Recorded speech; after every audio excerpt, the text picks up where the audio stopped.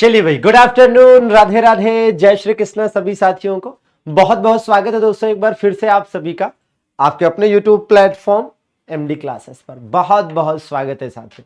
तो साथियों, जैसा कि आप सभी जानते हैं कि आज आपकी ये जो क्लास है ये एक रिवीजन क्लास है।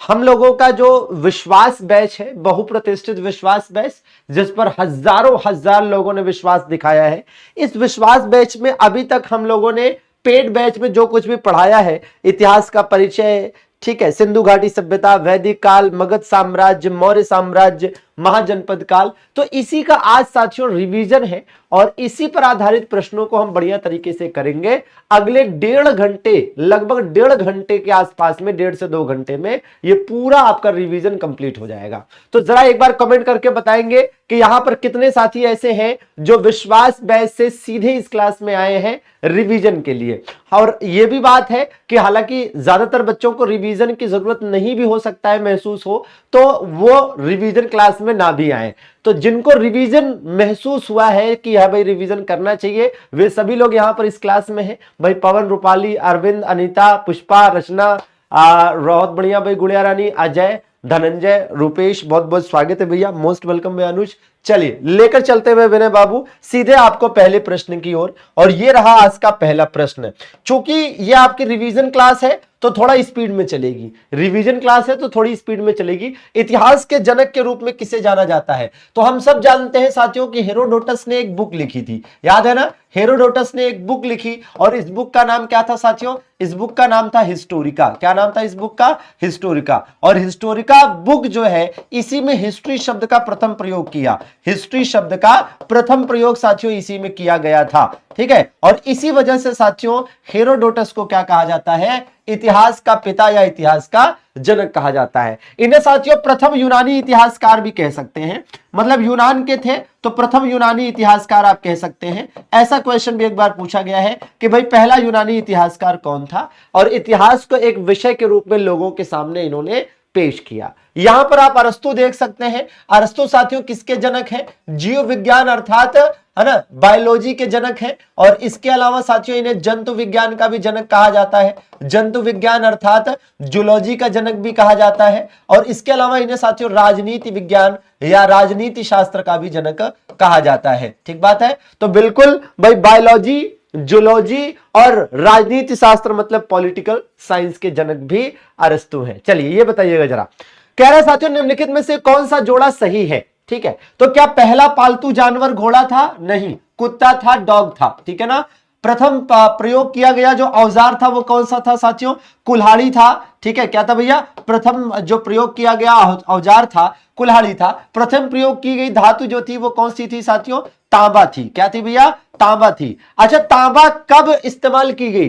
तो ये बताया जाता है कि तकरीबन 4000 ईसा पूर्व के आसपास इसका पहली बार इस्तेमाल किया गया था। तकरीबन 4000 ईसा पूर्व के आसपास पहली बार तांबे का इस्तेमाल किया गया था। चलिए, भीमबेटका के संबंध में निम्नलिखित में से कौन सा विकल्प गलत है? साथियों भीमबेटका की अगर हम बात करते हैं तो पहले कह रहा है कि इसकी खोज V.S. वाकड़कर के द्वारा की गई थी, यह बात तो सही है। कह रहा है यह भारत के मध्य प्रदेश, कहां पर? मध्य प्रदेश के रायसेन जिले में स्थित है, एकदम सही बात है साथियों। आगे कह रहा है कि इसे 2005 में विश्व धरोहर स्थल घोषित किया गया, नहीं, इसे 2003 में विश्व धरोहर स्थल घोषित किया गया। बाकी सब ठीक है। और याद रहे कि यह प्राचीनतम शैल चित्रों के लिए प्रसिद्ध है। तो ध्यान देंगे कि V.S. वाकड़कर ने खोज करी है, मध्य प्रदेश के रायसेन जिले में स्थित है, 2003 में विश्व विरासत स्थल घोषित किया गया और प्राचीनतम शैल चित्रों के लिए प्रसिद्ध है साथियों। तो पॉइंट्स याद रहेंगे, V.S. वाकड़कर, ठीक है भैया, रायसेन डिस्ट्रिक्ट मध्य प्रदेश,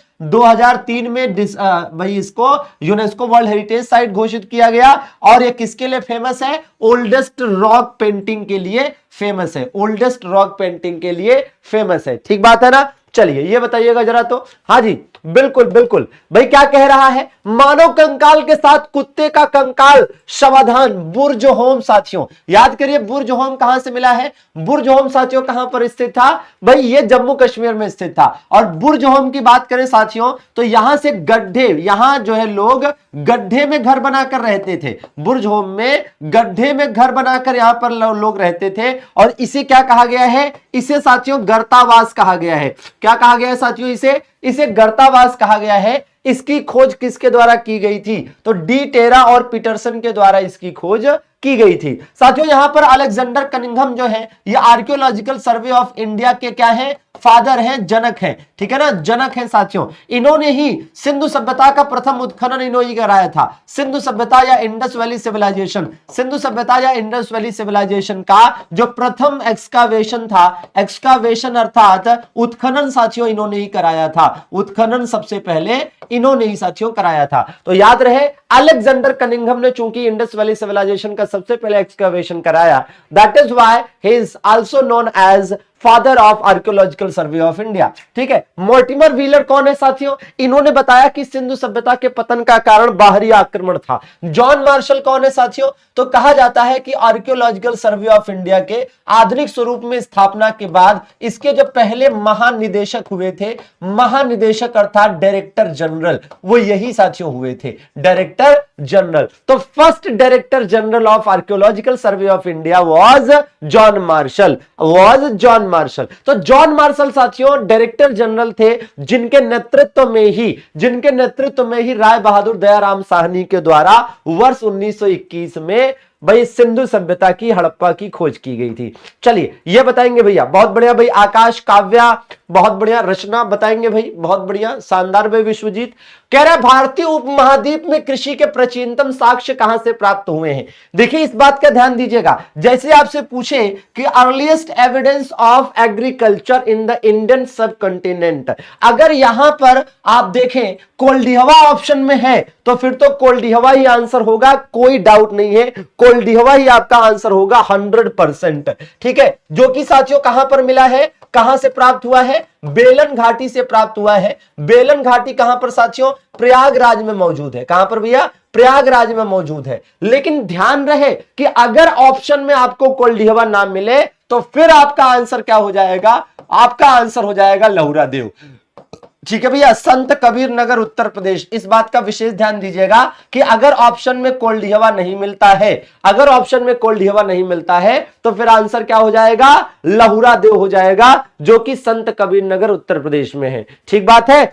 अच्छा ये देखिए एक बात और आपको बता दे कि जैसे जब ये क्वेश्चन पूछा जाता है कि भैया कृषि के मतलब एग्रीकल्चर के प्राचीनतम प्रमाण बताइए, तो कई बार आपको बहुत पुरानी किताब अगर आप पढ़ रहे होंगे तो वहां पर आंसर मेहरगढ़ भी दे रहा होता है। मेहरगढ़ कतई आंसर नहीं होगा। मेहरगढ़ बहुत पुरानी बात है, जब हुआ करता था, जब से डिस्कवरी हुई है और चीजों की, लहुरा देव की, कोल्डिहवा की, तब से मेहरगढ़ आंसर नहीं होता है। इस बात का ध्यान रखेंगे, ठीक है ना। हाँ, तब से मेहरगढ़ आंसर नहीं होता है, ठीक है ना। चलिए ये बताइए चौपानी मांडो से प्राप्त झोपड़ियां किस प्रकार की हैं साथियों? तो अगर हम चौपानी मांडो की बात करें तो चौपानी मांडो भी साथियों बेलन घाटी में ही था। चौपानी मांडो भी बेलन घाटी में ही था और यह भी साथियों कहां पर स्थित है? प्रयागराज में स्थित है। तो जिस प्रकार से ये आपका कोल्डिहवा बेलन घाटी में प्रयागराज में है, वहीं साथियों चौपानी मांडो भी आपको मिल जाएगा, वहीं पर चौपानी मांडो भी मिल जाएगा। यहां से मधुमक्खी के छत्ते जैसी झोपड़ियां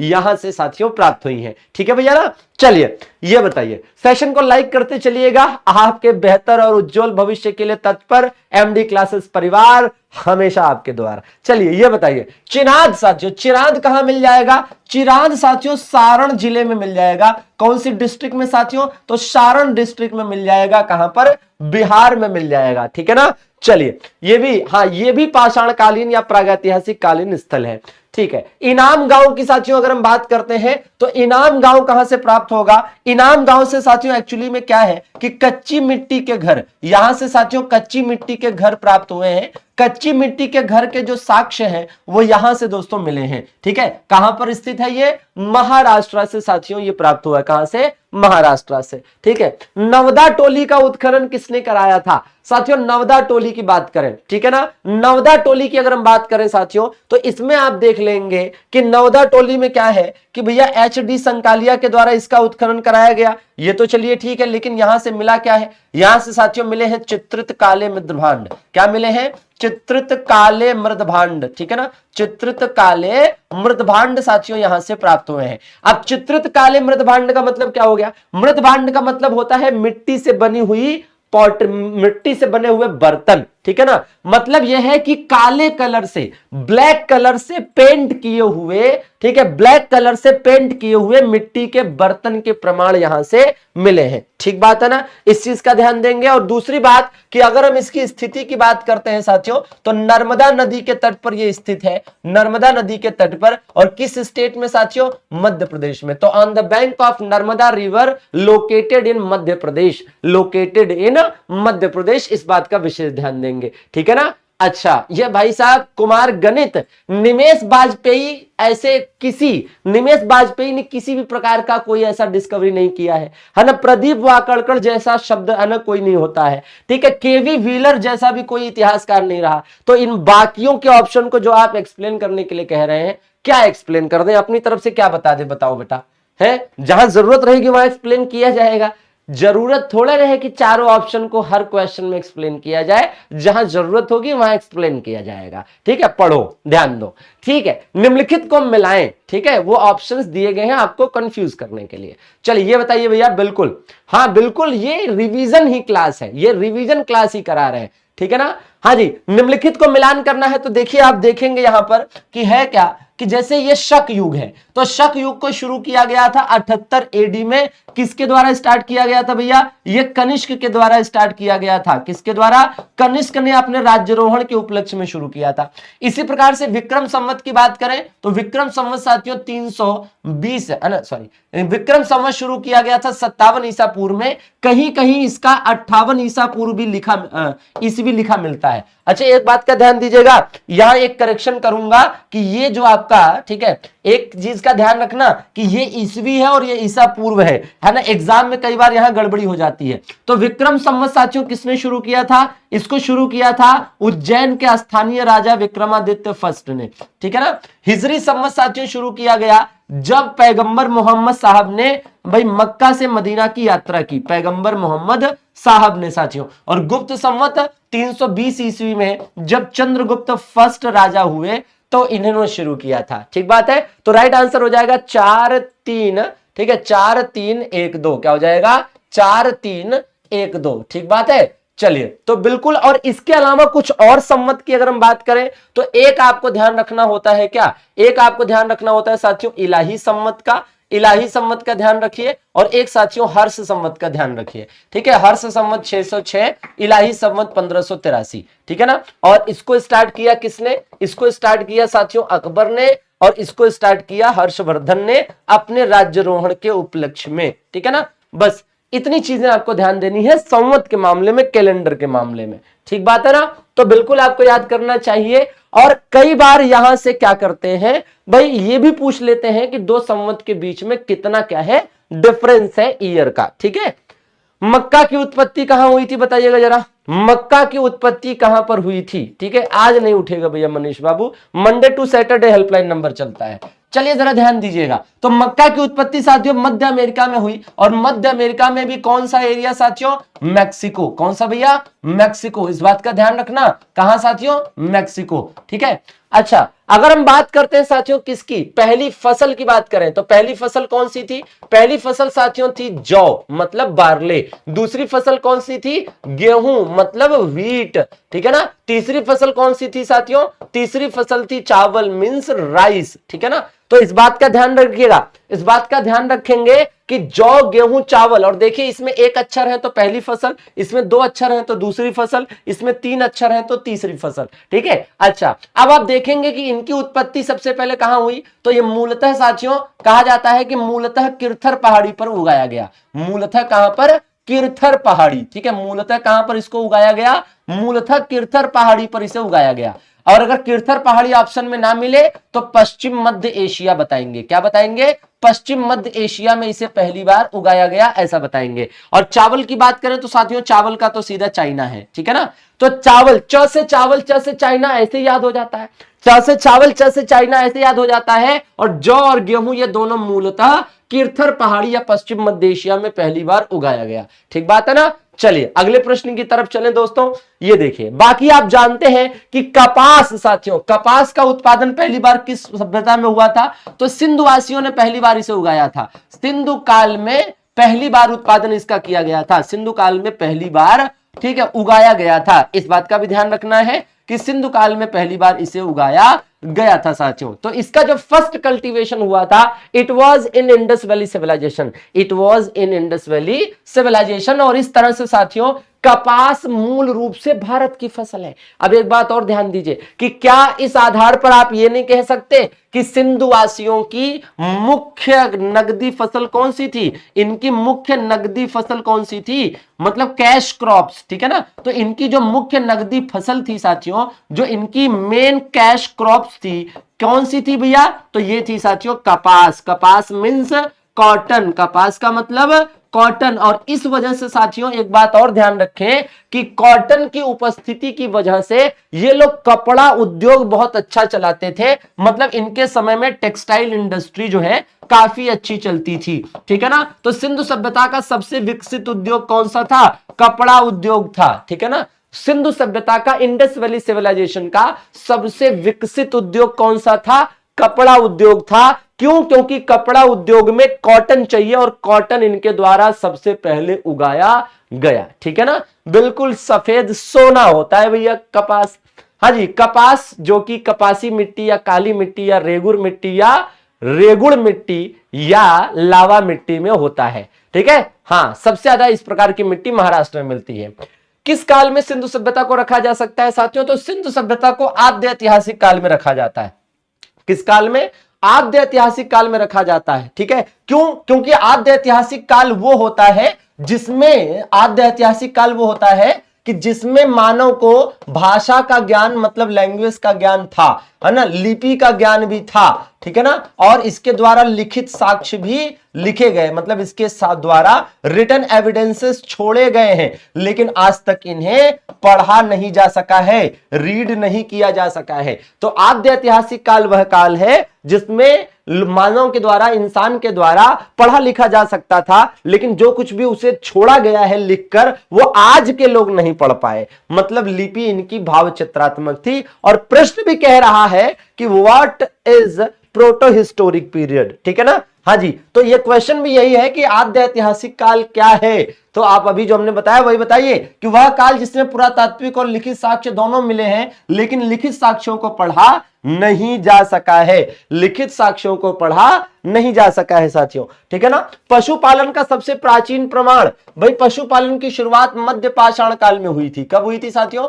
मध्य पाषाण काल में हुई थी। और मध्य पाषाण काल की अगर हम बात करते हैं तो इसका मतलब हो गया क्या भैया? Mesolithic era. क्या साथियों? मीजोलिथिक एरा की बात हो जाती है, ठीक है ना। और बिल्कुल आदमगढ़ साथियों कहां पर मिलेगा? ये साथियों आदमगढ़ होशंगाबाद, होशंगाबाद जिसका नाम बदलकर अब क्या हो चुका है? अब साथियों इसका नया नाम है नर्मदापुरम। कहां पड़ता है ये? मध्य प्रदेश में पड़ता है, ठीक है। और बागौर साथियों कहां मिल जाएगा? भीलवाड़ा जिले में पड़ेगा। कहां पर? भीलवाड़ा डिस्ट्रिक्ट में साथियों। कहां पर? राजस्थान में। तो राइट आंसर क्या है? ए और बी दोनों। तो पशुपालन के प्राचीनतम प्रमाण मध्य पाषाण काल के हैं, ठीक है ना। हाँ, दोनों में से एक चूज करना हो तो जो भी ऑप्शन में मिल जाएगा सही है, दोनों ऑप्शन में रहेगा तो फिर प्रश्न गलत है, ठीक है ना। अच्छा, अब ध्यान देंगे कि सबसे पहला पालतू पशु कौन सा था?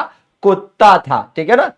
हाँ जी, चलिए ये बताइएगा। बहुत बढ़िया, जरा सेशन को लाइक करते चलिएगा, दहाड़ कर सभी लोग। विश्वास के नाम पूरे विश्वास से लाइक का बटन दबना चाहिए। चलिए बताएंगे। भाई कह रहा है रेडियो कार्बन डेटिंग, ठीक है ना। भाई कार्बन डेटिंग की अगर हम बात करते हैं तो याद करिए कि कार्बन डेटिंग का विकास किसके द्वारा किया गया था साथियों? कार्बन डेटिंग का विकास किया गया था फ्रैंक लिब्बी के द्वारा। किसके द्वारा दोस्तों? फ्रैंक लिब्बी के द्वारा इसका विकास किया गया था, ठीक बात है। इसके द्वारा साथियों जीवाश्मों की आयु का निर्धारण किया जाता है। यह एक ऐसा वैज्ञानिक तरीका है, यह एक ऐसा साइंटिफिक प्रोसेस है जिसमें यह माना जाता है कि हर चीज में, हर वस्तु में, हर मटेरियल में कहीं ना कहीं कार्बन है ना। और उसमें से जो कार्बन 14 है उसको निकालकर उस वस्तु की एज का, है ना, मतलब डिसाइड किया जाता है कि कितने साल पुराना है, ठीक बात है ना। और ध्यान रहे कि अगर कभी पूछता है कि पृथ्वी की आयु का निर्धारण कैसे किया जाता है, तब तो पृथ्वी की आयु का निर्धारण कि पृथ्वी कितने साल पुरानी है, तो वो साथियों उसके लिए होती है यूरेनियम डेटिंग। क्या होती है? Uranium dating. तो पृथ्वी की आयु का निर्धारण यूरेनियम डेटिंग से किया जाता है और धरती की आयु का निर्धारण, जीवाश्मों की आयु का निर्धारण कार्बन डेटिंग से। जीवाश्म क्या होते हैं? तो भैया फॉसिल कहते हैं इनको इंग्लिश में, और फॉसिल मतलब जो है ना, मतलब एक तरह से जो प्राचीनतम पुरानी वस्तुएं हैं, है ना, जीव हैं जो दबे कुचले हैं कहीं से और खुदाई के दौरान प्रकट होते हैं। ठीक है ना। चलिए भाई कह रहा पृथ्वी की वायु, है ना, पृथ्वी की आयु का अनुमान किसके द्वारा, तो अभी अभी साथियों बताया है कि पृथ्वी की आयु का निर्धारण जो है वो यूरेनियम डेटिंग से किया जाता है। ठीक है। तमिलनाडु में कौन सा नवपाषाणकालीन स्थल है, देखिए ब्रह्मगिरी की साथियों बात करें तो ये कर्नाटका में मिलेगा। कहां पर मिलेगा भैया, ये कर्नाटका में मिलेगा साथियों। और इसी प्रकार से आप देखिए कि इस प्रश्न का राइट आंसर क्या होगा, पय्यमपल्ली हो जाएगा। संगनकल्लू कहां पर मिल जाएगा, ये भी साथियों कर्नाटका में ही मिल जाएगा। और ये सिंगनपल्ली कहां मिलेगा साथियों, ये आंध्र प्रदेश में मिलेगा। और ये सब के सब क्या है, ये पाषाणकालीन स्थल है। क्या है भैया, ये पाषाणकालीन स्थल है, मतलब स्टोन एज के। ठीक है, पाषाणकालीन मतलब स्टोन एज के टाइम के बस्तियां हैं। ठीक है, जो अलग अलग, ठीक है, स्टेट में मिली हैं और इंपॉर्टेंट हैं। चलिए ये बताइएगा जरा, बहुत अच्छे। कह रहे साथियों गुफ कराल स्थल पर कौन से कृषि उत्पादों के साक्ष्य मिले हैं, तो अगर हम गुफ कराल की बात करते हैं साथियों तो ये आपको मिला है कहां से, जम्मू कश्मीर से। कहां से मिला है, जम्मू कश्मीर से मिला है, पहली बात तो ये। और यहां से क्या क्या मिला है भैया, यहां से साथियों गेहूं, मटर, मसूर और एक चीज है जौ। ठीक है ना, तो ये चारों ही फसलों के साक्ष्य यहां से मिले हैं, गेहूं, मटर, मसूर और जौ। ठीक है ना। चलिए आगे देख लिया जाए। भाई कह रहा है कि मेहरगढ़ स्थल से किस प्रकार के साक्ष्य प्राप्त हुए हैं। साथियों मेहरगढ़ की बात करें, पहली बात तो ये बलूचिस्तान में स्थित है। बलूचिस्तान कहां पर स्थित है साथियों, बलूचिस्तान पाकिस्तान में स्थित है। ठीक है ना, बलूचिस्तान पाकिस्तान में स्थित साथियों। और यहां से कच्ची ईंटों के आयताकार मकान के साक्ष्य मिले हैं, है ना। और जब तक लेटेस्ट डिस्कवरीज नहीं हुई थी माना जाता था कि कृषि के प्राचीनतम प्रमाण यहां से मिले हैं, जबकि ऐसा नहीं है। ठीक है ना। चलिए ये बताइए संगनकल्लू स्थल से क्या प्रमाण प्राप्त हुए हैं। संगनकल्लू, भाई संगनकल्लू अभी थोड़ी देर पहले बताया था आपको ये वाले पिछले वाले प्रश्न में कि संगनकल्लू कहां पर स्थित है। ये देखिए संगनकल्लू साथियों कर्नाटका में स्थित है। तो संगनकल्लू पहली बात तो कहां पर है, कर्नाटका में। और यहां से क्या चीज मिली है भैया, राख के टीले मिले हैं। क्या मिले हैं, है ना, राख के टीले मिले हैं। ठीक है ना, तो एज इट इज याद कर लेना है साथियों। दायमाबाद की बात हो रही है, देखिए भाई याद करिए हमने एक बड़ी बढ़िया सी ट्रिक बताई थी क्लास में कि साथियों साइमा, ठीक है सॉरी, है ना, क्या ट्रिक बताई थी भैया कि मां आसुदा। क्या ट्रिक बताई थी, मां आसुदा। क्या, मां आसुदा न्यूज में है। और इस ट्रिक से क्या याद होना था, इस ट्रिक से साथियों ये याद होना था कि सिंधु सभ्यता के सबसे नॉर्थ में, है ना, नॉर्दर्न मोस्ट पॉइंट कौन सा था, है ना, eastern most point, western most point and southern most point. तो सबसे नॉर्थ में मां से क्या था साथियों, मांडा था। ठीक है ना, सबसे ईस्ट में आ से क्या था, आलमगीरपुर था। क्या था भैया, आलमगीरपुर साथियों, है ना। और इसी प्रकार से सबसे वेस्ट में सू से क्या था, सुतका गैंडोर। क्या साथियों, सुतका गैंडोर। और एस से सबसे साउथ में क्या था, दैमाबाद। क्या भैया, दैमाबाद। अब ध्यान दीजिएगा यहां पर कि भैया इसमें आप देख रहे होंगे कि मांडा जम्मू कश्मीर में, ठीक है, आलमगीरपुर उत्तर प्रदेश में, सुतका गैंडोर पाकिस्तान के बलूचिस्तान में, और ये साथियों महाराष्ट्र में। ठीक बात है। और याद करिए कि भाई ये जो मांडा था ये किस नदी के किनारे था, चिनाब नदी के किनारे था। ठीक है, आलमगीरपुर किस नदी के किनारे था, हिंडन नदी के किनारे था। सुतका गंडौर किस नदी के किनारे था, दाश्क नदी। और दायमाबाद साथियों प्रवरा। और अगर प्रवरा ऑप्शन में ना मिले तो गोदावरी आंसर बता सकते हैं, लेकिन केवल तभी जब प्रवरा ऑप्शन में ना हो। और साथियों गोदावरी जो है ये प्रवरा, है ना, गोदावरी जो है इसी की सहायक नदी है प्रवरा। ठीक है ना, इसी की सहायक नदी है प्रवरा। ठीक है, बाकी आप समझ रहे हैं, नॉर्थ ईस्ट वेस्ट साउथ। ठीक है भैया, वीके का जीके है ये। चलिए अगले प्रश्न की तरफ चलें साथियों। कह रहा है कि 1931 में भारतीय पुरातत्व एवं सर्वेक्षण मतलब archaeological survey of India, archaeological survey of India जो है इसके प्रथम भारतीय महानिदेशक नियुक्त होने वाले व्यक्ति कौन थे। तो साथियों ये थे राय बहादुर दयाराम साहनी। तो राय बहादुर दयाराम साहनी ऐसे पहले व्यक्ति हुए जिन्हें एएसआई का महानिदेशक बनाया गया था, मतलब प्रथम भारतीय। ठीक है, वैसे तो प्रथम महानिदेशक या डायरेक्टर जनरल किसे माना जाता है? जॉन मार्शल को माना जाता है। किसको भैया? जॉन मार्शल को। हालांकि आप देखेंगे कि कुछ जगहों पर इसका आंसर अलेक्जेंडर कनिंघम भी बताया गया है, क्योंकि अलेक्जेंडर कनिंघम ने ही, ठीक है, ASI अर्थात ये जो आर्कियोलॉजिकल सर्वे ऑफ इंडिया है, इसकी स्थापना करी थी। तो अलेक्जेंडर कनिंघम तब होगा जब ऑप्शन में जॉन मार्शल ना हो। दरअसल में अलेक्जेंडर कनिंघम के द्वारा जब आर्कियोलॉजिकल सर्वे ऑफ इंडिया स्थापित किया गया था, तो उस समय डायरेक्टर जनरल वगैरह जैसा, ठीक है, प्रॉपर पोस्ट अधिनियमित नहीं किया गया था, कानूनी रूप से मान्य नहीं किया गया था। ठीक है ना, इस वजह से, है ना। चलिए ये बताइए, हाँ, सिंधु सभ्यता का प्रथम उल्लेख चार्ल्स मैसन ने किया था। ठीक है ना, बिल्कुल भैया राहुल, हो जाएगा। इनमें से कौन सिंधु सभ्यता शब्द का प्रयोग करने वाला पहला व्यक्ति था? देखिए, सिंधु सभ्यता की खोज की घोषणा किसने और कब की थी? सिंधु सभ्यता की खोज की घोषणा, ठीक है, तो वैश्विक स्तर पर सिंधु सभ्यता की खोज की घोषणा साथियों वर्ष 1924 में की गई थी, प्रॉपर तरीके से। किसके द्वारा?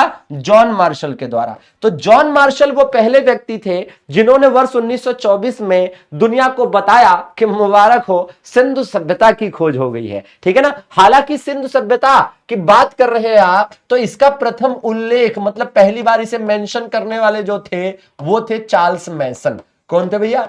चार्ल्स मैसन थे साथियों। और इसी प्रकार से अगर आप देखें कि भैया इसका प्रथम उत्खनन, पहली खुदाई, एक्सकावेशन किसने कराया था भैया? तो ये कराया था साथियों अलेक्जेंडर कनिंघम ने। और इसकी खोज किसने करी थी? खोज किसने करी भैया? डिस्कवर किसने किया? तो राय बहादुर दयाराम साहनी ने। राय बहादुर दयाराम साहनी ने खोज की थी। समझ रहे हैं ना?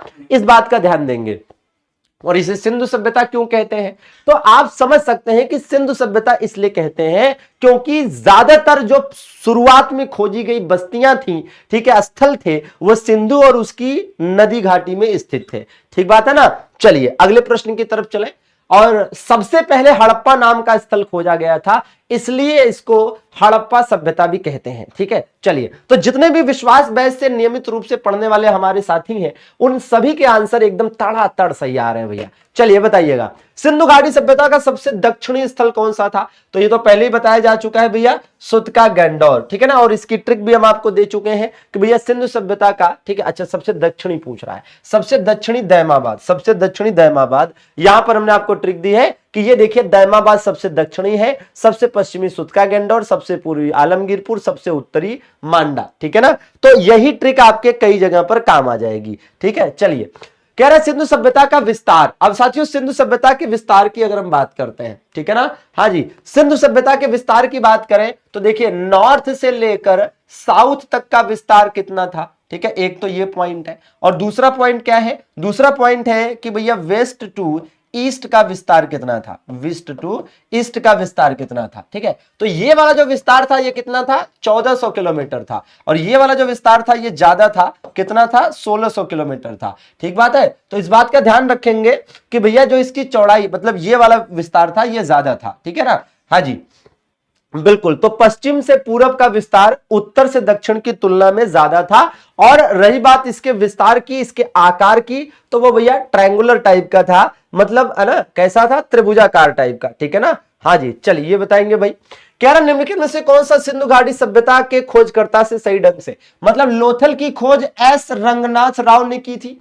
लोथल की खोज एस रंगनाथ राव ने की थी। कालीबंगा की खोज ए घोष ने की थी। और चौहूदड़ों की बात करें साथियों तो इसकी खोज की गई किसके द्वारा भैया? तो इसकी खोज की गई थी NG मजूमदार। किसके द्वारा? NG मजूमदार के द्वारा। बाकी सब फिट है, सुपर हिट है। ठीक है ना, NG मजूमदार। ठीक है, तो सी वाला गड़बड़ है, बाकी सब ठीक है।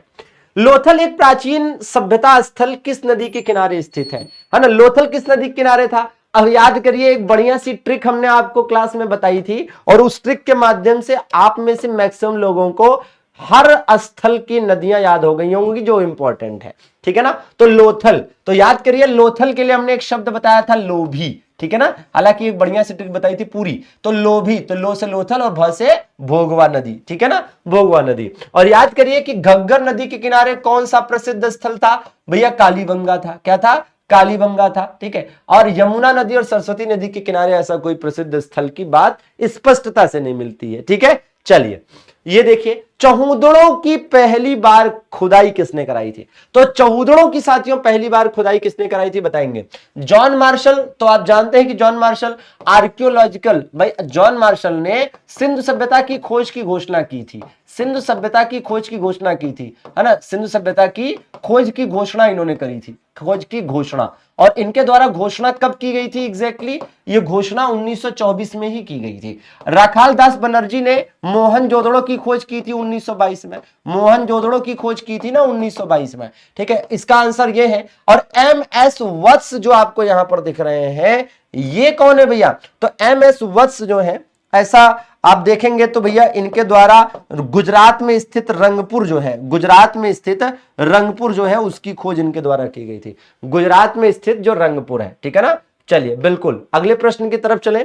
ये देखिए भाई, अब कह रहा है प्रश्न कि भाई दुनिया की सबसे पुरानी शहरी सभ्यता बताइए। दुनिया की सबसे पुरानी शहरी सभ्यता, तो बिल्कुल भाई सिंधु घाटी सभ्यता दुनिया की पहली, है ना, फर्स्ट अर्बन या ओल्डेस्ट अर्बन सिविलाइजेशन मानी जाती है, ठीक है ना, बिल्कुल। और इसके अर्बन सिविलाइजेशन या, है ना भाई, शहरी सभ्यता कहने के पीछे कारण है कि यहां से आप देखेंगे शहर में जिस तरह से बहुत सारी व्यवस्थाएं होती है वैसी व्यवस्था यहां पर देखने को मिली है, ठीक है ना।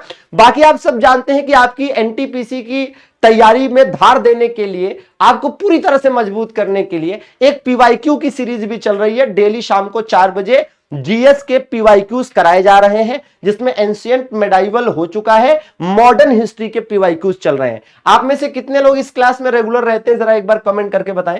4 बजे वाली क्लास में कितने लोग रेगुलर रहते हैं बताएंगे। देखिए भैया, टोटल 100 क्वेश्चन कराऊंगा, फटाफट बताओ।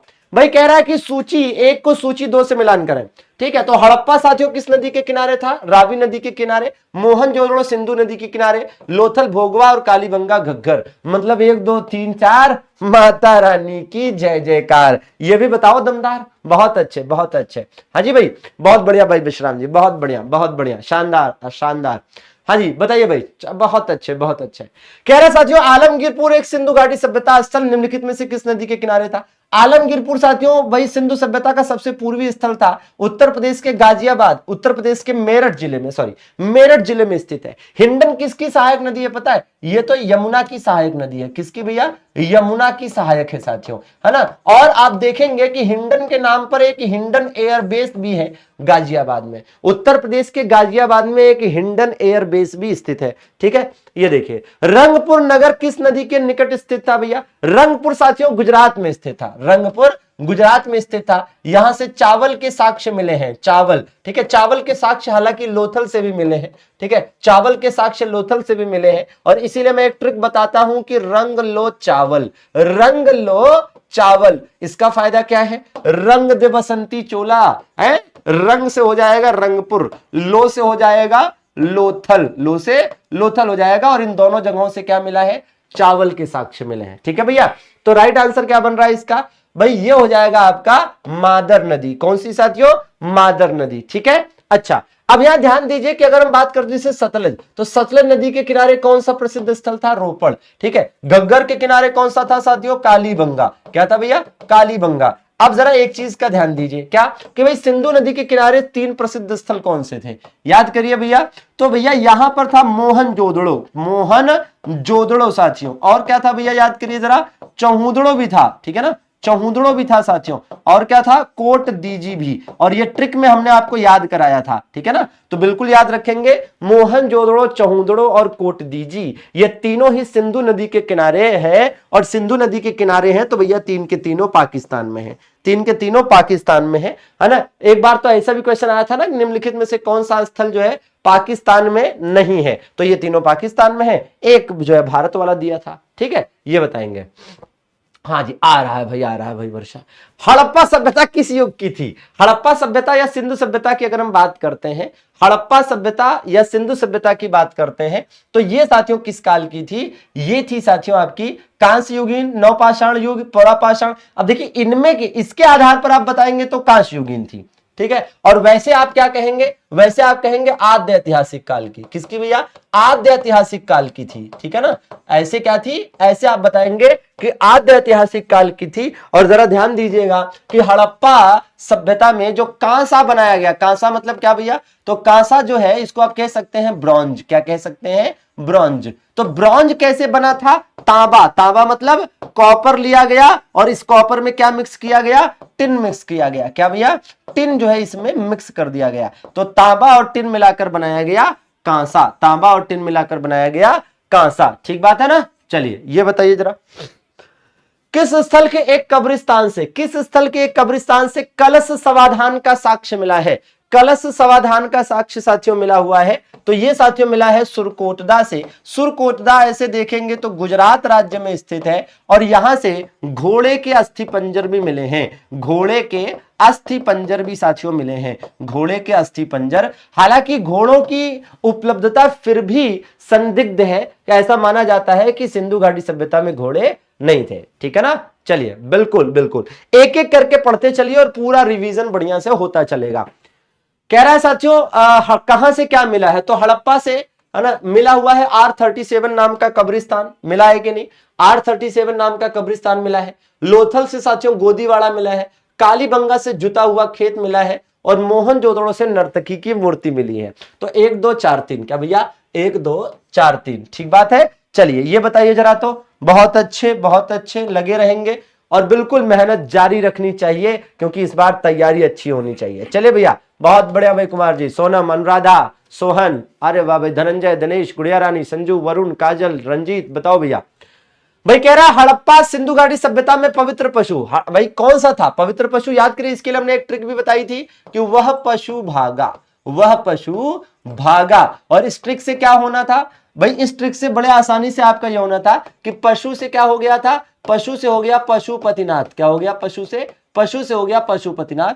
और पशुपतिनाथ में साथियों वा से क्या हो जाएगा, व्याघ्र, ठीक है ना। हा से क्या हो जाएगा, हाथी, ठीक है। भ से भैंसा और ग से गैंडा, ठीक है। और इन चारों के नीचे 2 हिरन और इन्हीं को क्या कहा गया, इन्हीं को कहा गया भैया पशुपतिनाथ, इन्हीं को क्या कहा गया, पशुपतिनाथ। और इस प्रश्न का राइट आंसर कुबड़ वाला सांड, ठीक है ना। अच्छा, अगर आपसे वैदिक काल में पूछा जाए कि वैदिक काल में पवित्र पशु क्या था, तो वैदिक काल में पवित्र पशु साथी पूछेगा तो काऊ बताएंगे, मतलब गाय बताएंगे, क्या बताएंगे भैया, गाय बताएंगे, ठीक है ना। तो इस बात का ध्यान देंगे। चलिए ये देखिए, हाँ पशुपतिनाथ की मुहर जो है मोहनजोदड़ो से प्राप्त हुई है, मोहनजोदड़ो से प्राप्त हुई है।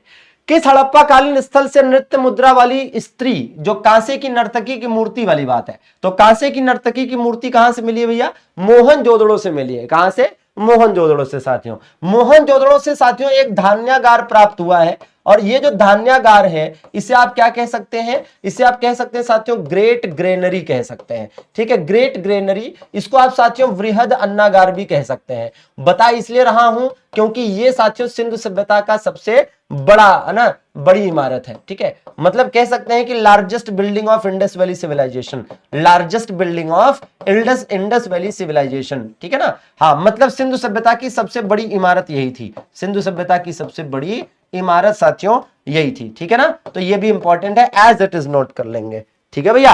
हाँ जी, सिंधु सभ्यता की सबसे बड़ी इमारत, ठीक है। चलिए आगे देख लिया जाए भैया, ये बताएंगे भैया। हाँ जी, क्या कह रहा है, सिंधु घाटी सभ्यता में लिपस्टिक के प्रमाण कहां से मिले हैं, सिंधु घाटी सभ्यता में लिपस्टिक के प्रमाण कहां से मिले हैं, बिल्कुल बताएंगे भैया, बिल्कुल बहुत बढ़िया। चलिए फटाफट आंसर कर दीजिए। तो लिपस्टिक, देखो भैया आ गया, लिपस्टिक का इंतजार था कई लोगों को। आपको बता दें साथियों कि जितने भी सौंदर्य प्रसाधन की मतलब ब्यूटी वाली चीजें हैं, मतलब मेकअप वाली चीजें हैं, तो यहां से तो पूरा का पूरा मेकअप बॉक्स ही मिला था ना। अब यहां से जो मेकअप बॉक्स मिला था साथियों, इस मेकअप बॉक्स में लिपस्टिक था, आईलाइनर था, उस्तरा था, ठीक है, कंघा था, इस तरह की चीजें इसमें से मिली हैं, ठीक है। तो वो आपको यहां से ध्यान देने की जरूरत है। बाकी हड़प्पा की बात करें तो यहां से साथियों जो अनाज कूटने वाले चबूतरे मिले हैं ज्यादा इंपॉर्टेंट है। अनाज कूटने वाले चबूतरे जो है ये ज्यादा इंपॉर्टेंट है, जो आपको ध्यान देने हैं, याद रखने हैं भैया, ठीक है ना। बिल्कुल, आइए ये देखिए, कालीबंगा से तो आप जानते हैं कि जुते हुए खेत, 2 फसलों को एक साथ उगाए जाने के प्रमाण, काली ईंटें मिली हैं, ठीक है ना। हाँ जी, ये बताइए कह रहा सिंधु घाटी सभ्यता में सुनार की दुकान कहां से मिली है भैया? तो साथियों धौलावीरा से। धौलावीरा जो है ये गुजरात में स्थित एक औद्योगिक नगर था। क्या था भैया? कहा जाता है कि यह एक औद्योगिक नगर था, मतलब एक इंडस्ट्रियल एरिया था। और इस औद्योगिक नगर में, ठीक है, एक स्टेडियम भी प्राप्त हुआ है। क्या प्राप्त हुआ है? एक स्टेडियम भी साथियों यहां से प्राप्त हुआ है। वैसे ये सबसे ज्यादा किसके लिए जाना गया? ये उन्नत जल प्रबंधन के लिए जाना गया। ठीक है, मतलब उन्नत जल प्रबंधन मतलब एक तरह से कह सकते हैं कि डेवलप्ड वाटर मैनेजमेंट सिस्टम के लिए जाना गया ज्यादातर। ठीक बात है ना? बाकी तो ठीक है, आप मोहनजोदड़ो हड़प्पा के बारे में बार बार पढ़ चुके हैं। और कालीबंगा से काली ईंटें, याद रखिएगा। दो फसलों को एक साथ उगाए जाने के प्रमाण ज्यादा इंपॉर्टेंट है। दो फसलों को एक साथ उगाए जाने के प्रमाण, एक साथ उगाए जाने के प्रमाण कहां से मिले हैं? ठीक है, उगाए जाने के प्रमाण यहीं से साथियों मिले हैं। ठीक है ना, इसको जरूर याद रखिएगा। चलिए ये देखिए भैया, बहुत बढ़िया।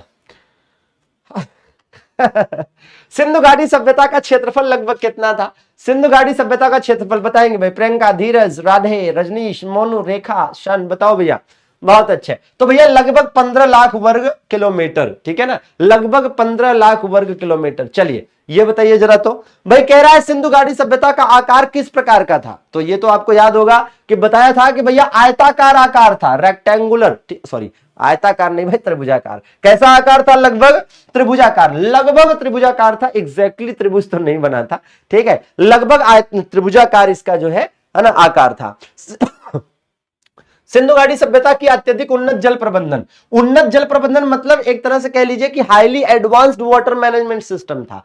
Highly advanced water management system था। और थोड़ी देर पहले आपको बताया था कि भैया धौलावीरा, जो धौलावीरा है ये जो कि औद्योगिक नगर था, गुजरात में है। एक स्टेडियम मिला है, यहां से एक सुरार की दुकान मिली है, उन्नत जल प्रबंधन मिला है। ठीक है, शैलकृत स्थापत्य के प्रमाण भी यहां से मिले हैं। पता है, यहां से शैलकृत स्थापत्य के भी प्रमाण मिले हैं। मतलब यह है कि पत्थरों से बनी हुई कुछ स्थापत्य कलाएं, शैलकृत शैलकृत स्थापत्य के प्रमाण भी यहां से मिले हैं। ठीक है, तो काफी इंपॉर्टेंट है। बाकी रोपड़ साथियों पंजाब में था, रोपड़ पंजाब में था, लोथल गुजरात में साथियों, और कालीबंगा राजस्थान में मिल जाएगा। धौलावीरा तो आप जानते ही हैं गुजरात। अच्छा एक बात का ध्यान रखिएगा कि एक प्रश्न होता है, क्वेश्चन होता है कि आजादी के बाद इंडस वैली सिविलाइजेशन के सबसे ज्यादा साइट्स, सबसे ज्यादा बस्तियां कहां से खोजी गई हैं? तो सबसे ज्यादा साथियों गुजरात से खोजी गई हैं। ठीक है ना, चलिए भाई श्रोते ये बताएंगे। मोहनजोदड़ो का विशाल स्नानागार, मोहनजोदड़ो का जो विशाल स्नानागार था, मतलब ग्रेट बाथ था, इसकी लंबाई पूछ रहा है। तो भैया लगभग 12 मीटर। ठीक है, लगभग 12 मीटर या लगभग आप 11.88 याद करिए। और इसकी चौड़ाई की अगर हम बात करते हैं, ठीक है, चौड़ाई की बात करते हैं तो ये लगभग 7 मीटर था। कितना था भैया? 7 मीटर। ठीक है ना, चलिए। और इसका इस्तेमाल संभवतः धार्मिक कार्यों के लिए किया जाता था। जैसे आज भी कई जगहों पर पूजा पाठ होती है तो पहले है ना क्या होता है कि स्नान किया जाता है, एक कुंड बना होता है, उसमें पानी रहता है, स्नान किया जाता है, तब आगे कार्यक्रम होता है। ठीक है ना, चलिए ये बताइएगा।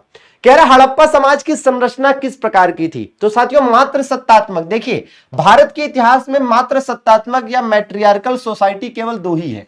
एक तो यही जो देख रहे हैं आप, और दूसरी कौन सी? दूसरी साथियों सातवाहन। दूसरी कौन सी?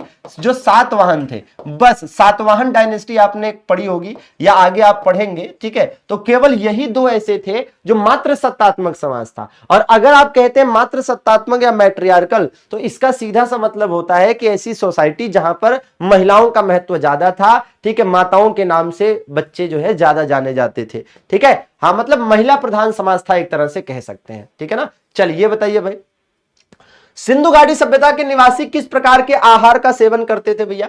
तो भैया सिंधु सभ्यता के लोग शाकाहारी और मांसाहारी दोनों टाइप के थे। ठीक है, शाकाहारी और मांसाहारी दोनों टाइप के थे, है ना। कहीं कहीं पर शवों को जलाने की तो कहीं कहीं पर शवों को दफनाने की प्रथा प्रचलित थी। दोनों ही प्रचलित थी, दफनाने की भी और जलाने की भी। ठीक है, और कई तरह की मान्यताएं थी। और इस तरह से यह प्रतीत होता है कि इंडस वैली सिविलाइजेशन में भी धर्म का अस्तित्व था। ठीक है, लेकिन वो बहुत प्रभावशाली नहीं था।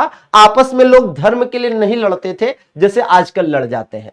ठीक है, हाँ जी। अब आप कहेंगे सर आजकल कहां? वो देखिए इजराइल और फिलिस्तीन धर्म के लिए ही तो लड़ रहे हैं एक्चुअली में। ठीक है, चलिए बताइए भैया।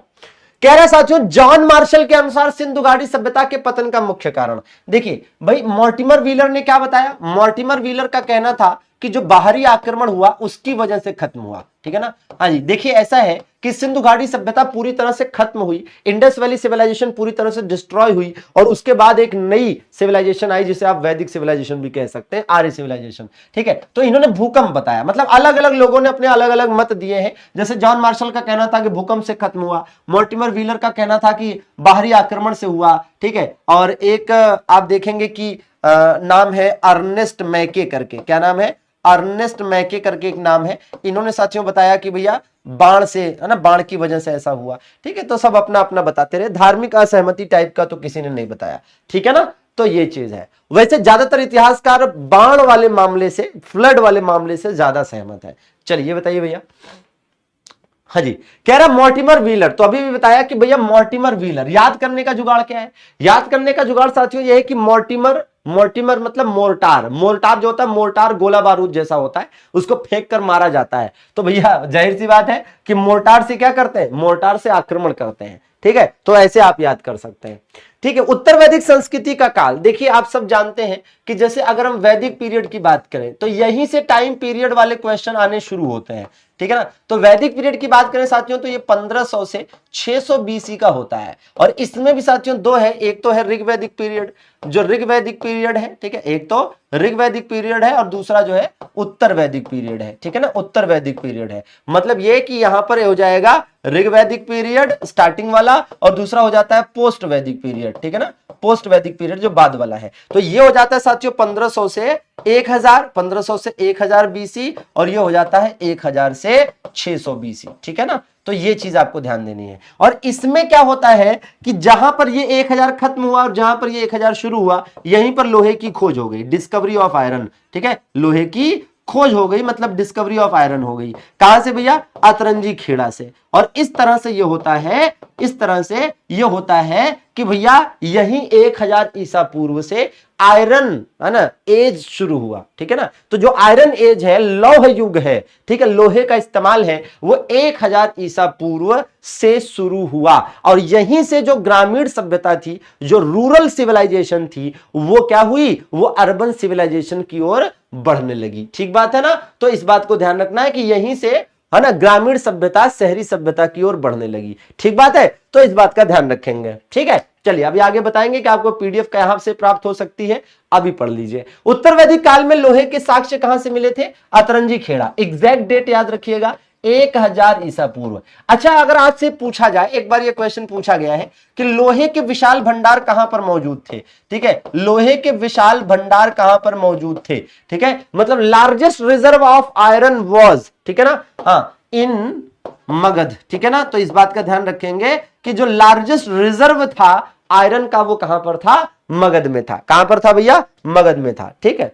आर्यों का मूल निवास स्थान, अब देखिए भाई ज्यादातर इतिहासकार अपनी अलग अलग बातें बताते हैं, कोई कहीं बताता है, कोई कहीं बताता है। जैसे आप देखिएगा कि जैसे आप देखें, इसमें सबसे ज्यादा जो मान्य मत है वो मध्य एशिया है, ठीक है। और मध्य एशिया आर्यों का मूल निवास स्थान बताने वाले कौन थे, ये थे भैया मैक्स मूलर। कौन थे साथियों, मैक्स मूलर थे, ठीक है। कौन थे, मैक्स मूलर थे। इसी प्रकार से आप देखेंगे भैया तिब्बत, तिब्बत किसने बताया, तिब्बत बताया साथियों दयानंद सरस्वती ने। दयानंद सरस्वती का कहना था कि आर्य मूलतः तिब्बत के रहने वाले थे, ठीक है। इसी प्रकार से आप देखेंगे उत्तरी ध्रुव, ठीक है, सॉरी दक्षिणी ध्रुव किसने बताया, उत्तरी ध्रुव, दक्षिणी नहीं, उत्तरी ध्रुव, या इसको आप कह सकते हैं आर्कटिक रीजन। क्या कह सकते हैं साथियों, आर्कटिक रीजन कह सकते हैं। तो किसने बताया कि आर्कटिक रीजन के रहने वाले थे, बाल गंगाधर तिलक। एक्चुअली में बाल गंगाधर तिलक ने एक बुक लिखी थी जिसका नाम था क्या, कि the Arctic home of the Aryans. क्या बुक लिखी थी इन्होंने, द आर्कटिक, क्या नाम था इनकी बुक का, the Arctic home of the Aryans, home of the Aryans. तो इसी किताब में इन्होंने बताया कि आर्यों का जो मूल निवास स्थान है वो उत्तरी ध्रुव है, ठीक है ना। लेकिन ज्यादातर मान्य मत क्या है, मध्य एशिया है। ज्यादातर मान्य मत क्या है, मध्य एशिया है। तो वही लेकर चलेंगे, ठीक है ना। चलिए अगले प्रश्न की तरफ चले, ये बताइए। अरे वाह क्या बात है। तो आपके साथी, है ना, आपके साथी कोई भाई बंधु या आप में से कोई रेलवे आरपीएफ की तैयारी कर रहा हो तो रात 9 बजे जो है आप ये रिवीजन क्लास कर सकते हैं, रात 9 बजे। यजुर्वेद का उपवेद धनुर्वेद है, इसका संबंध किससे है भाई, हम जानते हैं कि 4 वेद है। कितने वेद है साथियों? 4 वेद है। अब देखिए 4 वेद जो है इनके अपने अपने उपवेद भी हैं। जैसे ऋग्वेद का उपवेद कौन है? ऋग्वेद का उपवेद है साथियों आयुर्वेद, ठीक है, ऋग्वेद का उपवेद है आयुर्वेद, ठीक है। यजुर्वेद का उपवेद क्या है? यजुर्वेद का उपवेद है धनुर्वेद। कौन सा भैया? धनुर्वेद है। कौन सा साथियों? धनुर्वेद है। और याद करिए कि भाई इसी प्रकार से सामवेद का उपवेद क्या है? सामवेद का उपवेद है गंधर्व वेद। कौन सा? गंधर्व वेद। और इसी प्रकार से भाई अथर्ववेद का उपवेद क्या है? अथर्ववेद का उपवेद है शिल्प वेद। कौन सा? शिल्प वेद। तो इस प्रकार से आपको ये ध्यान देना पड़ेगा, ठीक है ना। अब है क्या कि भाई इसमें जाहिर सी बात है चिकित्सा की बात की गई है, ठीक है, मेडिसिन वगैरह की। इसमें किसकी बात की गई है? युद्ध कला की बात की गई है। किसकी? युद्ध कला की। इसमें प्रेम प्रसंग है ना, प्रेम विवाह वगैरह से संबंधित। और शिल्प वेद में क्या है? शिल्प वेद में वास्तुकला वगैरह की बातें हैं, समझ रहे ना। तो इस बात का ध्यान देना है, ठीक है ना, बिल्कुल। और स्टार्टिंग के ये जो 3 वेद हैं, इन तीनों को सम्मिलित रूप से क्या कहते हैं? वेदात्रयी कहते हैं। क्या कहते हैं भैया? वेदत्रयी कहा जाता है। क्या कहा जाता है? वेदत्रयी कहा जाता है, ठीक है। चलिए ये बताइए, बहुत अच्छा, ठीक है। भाई कह रहा है ऋग्वेद में कुल कितने सूक्त हैं? ऋग्वेद में कुल कितने सूक्त हैं? दहाड़कर पढ़ते रहिए और एक एक प्रश्न का रिवीजन करते रहिए। ऋग्वेद में साथियों 10,462 क्या है? मंत्र हैं, जिनको आप श्लोक कह सकते हैं, जिनको आप ऋचाएं भी कह सकते हैं। क्या कह सकते हैं भैया? जिसे आप ऋचाएं भी कह सकते हैं। सूक्त की बात करें तो 1028 सूक्त हैं, जिसमें साथियों 11 बाद में जोड़े गए तो ये बालखिल्य कहलाते हैं। 11 बाद में जोड़े गए तो ये बालखिल्य कहलाते हैं। इसमें इंद्र के लिए कितने सूक्त हैं? तो 240 सूक्त अकेले इंद्र के लिए हैं। अग्निदेव के लिए कितने सूक्त हैं? 200 हैं साथियों। और सोमदेव के लिए कितने सूक्त हैं? तो इनके लिए 144 सूक्त हैं। तो इस बात का ध्यान रखिएगा, ठीक है, कि अग्नि के लिए, इंद्र के लिए कितने हैं, सोम के लिए कितने हैं। यहां से क्वेश्चन खूब आता है, ठीक है भैया। चलो ये बताओ। भाई कह रहा है इतिहास वेत्ता द्वारा ज्ञात कुल उपनिषदों की संख्या कितनी है? तो साथियों जब हम उपनिषदों की बात करते हैं तो आप जानते हैं कि कई बार क्वेश्चन आता है कि उपनिषद क्या है, किस पर आधारित किताबें हैं। तो आपको बताना हिंदू दर्शन पर आधारित है। किस पर आधारित है? हिंदू दर्शन पर आधारित किताबें हैं, ठीक है। दूसरी बात क्या है कि भैया इसका अर्थ क्या होता है? तो इसका अर्थ है गुरु के समीप बैठकर शिक्षा लेना। गुरु के समीप बैठकर शिक्षा लेना, ठीक है, गुरु के समीप बैठकर शिक्षा लेना। दरअसल में उस समय जो बच्चे होते थे उनको जो पढ़ाया जाता था वो उपनिषद की बातें पढ़ाई जाती थी, ठीक है ना। इस बात का ध्यान रखें। और कुल संख्या की बात करें तो भैया 108 है। और इसमें से 52 का फारसी अनुवाद किसने किया था? 52 का जो फारसी अनुवाद किया गया वो किया गया था शाहजहां के समय में। किसके समय में? शाहजहां के समय में दारा शिकोह के द्वारा। किसके द्वारा? दारा शिकोह के द्वारा किया गया था, ठीक है ना। और बिल्कुल याद करना चाहिए आपको ये। तो भैया कुल मिलाकर हाँ 108 उपनिषद है। कितने? 108 उपनिषद है, ठीक है ना। आइए ये देखिए जरा, कह रहा भारत की सबसे पुरानी लिपि कौन सी है?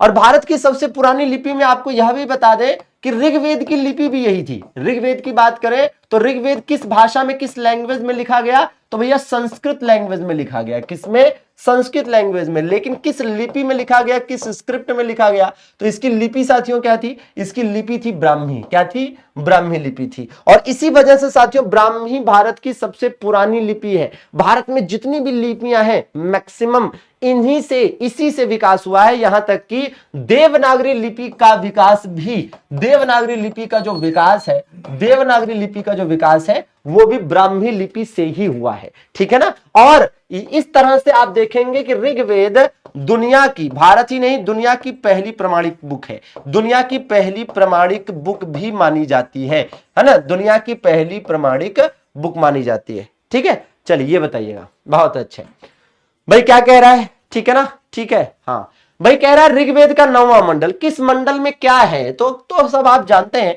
कि भाई इंपॉर्टेंट सारे बता दीजिए। ऋग्वेद का जैसे 9वां मंडल है तो सोमदेव को समर्पित है। तीसरा मंडल है तो गायत्री मंत्र से संबंधित है। ऋग्वेद का जो 7वां मंडल है इसमें दशराज युद्ध है। और ऋग्वेद का जो 10वां मंडल है इसमें विवाह सूक्त है, ठीक है ना। तो इस तरह से आप आराम से याद कर सकते हैं। Right answer D C A B हो जाएगा। क्या हो जाएगा? डी सी, ठीक है, ए बी हो जाएगा, ठीक है।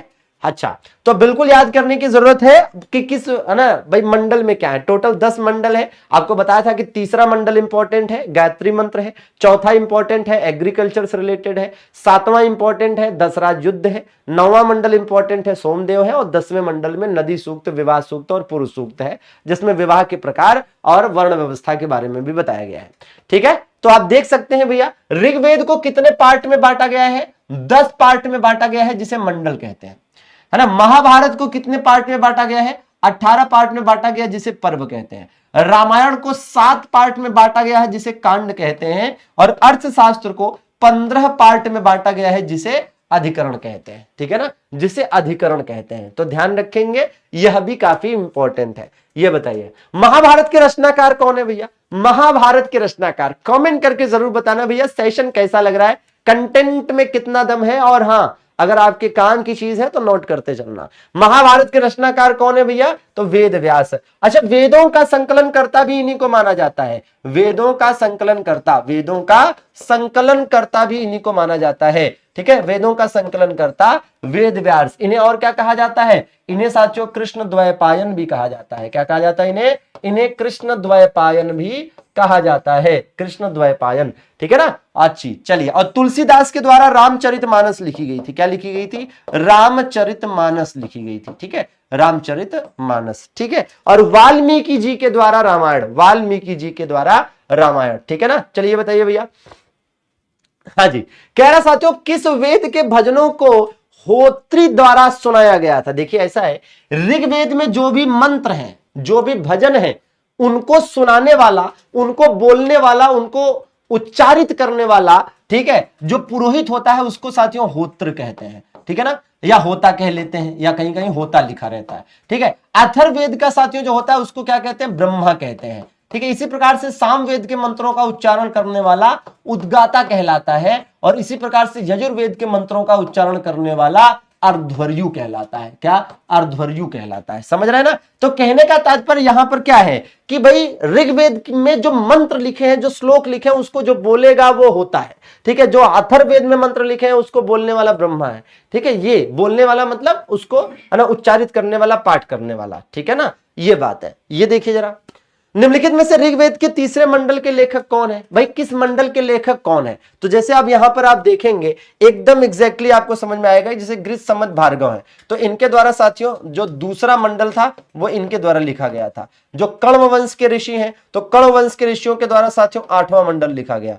ठीक है, जैसे भारद्वाज है, तो भारद्वाज के द्वारा साथियों 6ठा मंडल लिखा गया। जैसे याद करिए, हमने चौथा मंडल भी बताया था कि चौथा मंडल को लिखने वाले कौन थे? वामदेव थे। ठीक है ना, हाँ जी। जैसे वशिष्ठ, देखिए ऑप्शन में नहीं है, गुरु वशिष्ठ, तो इनके द्वारा साथियों 7वां मंडल लिखा गया था, गुरु वशिष्ठ के द्वारा। समझ रहे हैं ना? तो ये चीज है कि कौन सा, भाई सारे ही नहीं, लेकिन जो इंपॉर्टेंट है 5-6, 10 में से 5 इंपॉर्टेंट है कम से कम। तो ये आप देख सकते हैं कि ये 5-6 जो इंपॉर्टेंट है वो लिखे हुए हैं, इनको जरूर याद कर लेंगे। ठीक है ना भैया? चलिए अगले प्रश्न की तरफ चले भैया। बिल्कुल, ये बताएंगे। कह रहा प्राचीन भारत की सबसे पवित्र नदी, प्राचीन भारत की सबसे पवित्र नदी। ठीक है ना, चलिए बताएंगे। प्राचीन भारत की सबसे पवित्र नदी साथियों कौन सी थी? देखिए, सबसे प्रमुख नदी कौन सी थी? सबसे प्रमुख मतलब मेजर, मेन नदी। तो सबसे प्रमुख नदी पूछेगा तो सिंधु। ठीक है, और सबसे पवित्र पूछेगा तो सरस्वती। सबसे पवित्र पूछेगा तो सरस्वती। इसमें आप देखेंगे कि जो सरस्वती है, पवित्र होने की वजह से इसे नदीतमा या मातेतमा कहा गया है। नदीतमा या मातेतमा कहा गया है। और सिंधु नदी को क्या कहा गया है पता है? इसे हिरण्यवती या ऊर्णावती कहा गया है। हिरण्यवती या ऊर्णावती कहा गया है। ठीक बात है, तो ये ध्यान रखेंगे। ठीक है, चलिए अगले प्रश्न की तरफ चलें भैया। गंगा नदी का 1 बार और यमुना नदी का भी 3 बार उल्लेख, ठीक है, मिलता है। कहां पर उल्लेख मिलता है भैया इनका? ये 10वें मंडल में मिलता है। ऋग्वेद का जो 10वां मंडल है उसमें इसका उल्लेख मिलता है। ठीक है, ये बताइएगा कौन सा वेद गद्य और पद्य दोनों में है भैया? कौन सा वेद ऐसा है जो गद्य और पद्य दोनों में है भैया? गद्य और पद्य दोनों में है का मतलब, ठीक है, बिल्कुल बिल्कुल, गद्य और पद्य, बिल्कुल बिल्कुल भाई रोहित। तो गद्य पद्य का मतलब हो गया कि प्रोज और पोएट्री दोनों में है। प्रोज और पोएट्री दोनों में है साथियों। यजुर्वेद गद्य और पद्य दोनों में है, मतलब इसमें गाई जा सकने वाली ऋचाएं भी हैं और कुछ स्टोरी टाइप की चीजें भी हैं, ये कहने का तात्पर्य है। ठीक है भैया, तो भारत का जो राज चिन्ह है उसके नीचे जो भारत का राष्ट्रीय वाक्य सत्यमेव जयते लिखा रहता है कि सत्य की ही सदा विजय होती है, ट्रुथ अलोन ट्रम्प्स। ठीक है, तो ये कहां से लिया गया है साथियों, ये मुंडकोपनिषद से लिया गया है साथियों। मुंडकोपनिषद पूरा आपको ऐसे लिखना है, मुंडकोपनिषद, और याद रहे कि भैया सारे ही उपनिषद, जितने उपनिषद हैं वो किसी न किसी वेद पर बेस्ड हैं, किसी न किसी वेद पर आधारित हैं। ठीक है, तो मुंडकोपनिषद में यज्ञ को टूटी फूटी नौका बताया गया है। यह क्वेश्चन भी पूछा जाता है कि किस उपनिषद में यज्ञ को टूटी फूटी नौका जैसा बताया गया है। ठीक है ना, चलिए, और मुंडकोपनिषद किसका उपनिषद है, अथर्ववेद का है। ऐसा इसलिए बता रहे हैं क्योंकि मान लीजिए कि आपसे यही क्वेश्चन पूछा जाए और चारों जो ऑप्शन दे वो वेद दे दे, एक ऑप्शन ऋग्वेद, एक यजुर्वेद, एक सामवेद, एक अथर्ववेद दे दे, तब क्या करोगे, तब आपका आंसर अथर्ववेद हो जाएगा। ठीक है ना, हाँ जी, अथर्ववेद हो जाएगा। ठीक है ना, चलिए अगले प्रश्न की तरफ चले भैया। ठीक है, क्या कह रहा है, 1657 में किस मुगल राजकुमार ने उपनिषदों का फारसी में अनुवाद कराया था, उपनिषदों का फारसी अनुवाद, और कितने उपनिषदों का कराया था भैया, 52 का। और इनका नाम चेंज करके क्या रखा था पता है, इनका नाम चेंज करके रखा था सिर ए अकबर। क्या नाम रखा था इसका, इसका नाम रखा सिर ए अकबर। और ये कौन था, दारा शिकोह। और किसके समय में हुआ था, किसके समय में ऐसा किया गया था, तो शाहजहां के समय में। किसके समय में, शाहजहां के, है ना, काल में, या शाहजहां के शासन काल में। ठीक है ना, इस बात का भी ध्यान रखिएगा। ठीक है, चलिए अगले प्रश्न की तरफ चलें।